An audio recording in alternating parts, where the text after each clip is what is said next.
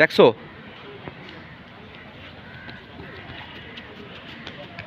এরপরের skill agility নির্ভর skill.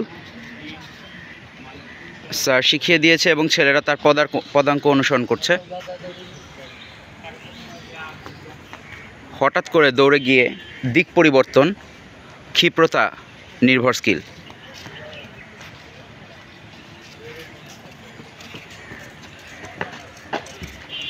থাক, ওরকম থাক, তুই আয়।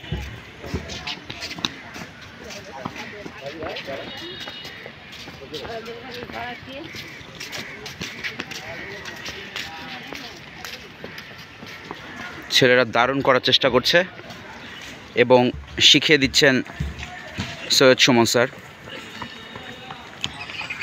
The legendary coach and a beautiful football player.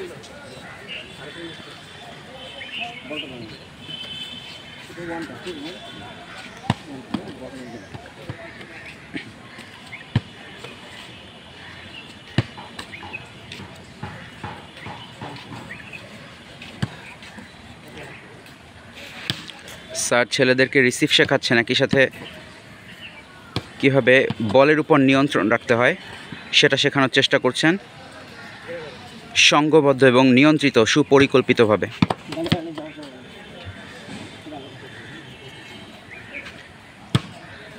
আজকে ট্রেনিং সেশনে নিয়ন একাডেমির সেরা কতগুলো মুখ একত্রিত হয়েছে আলহামদুলিল্লাহ, এবং তাদের তত্ত্বাবধান করছেন সম্মানিত সৈয়দ সুমন স্যার।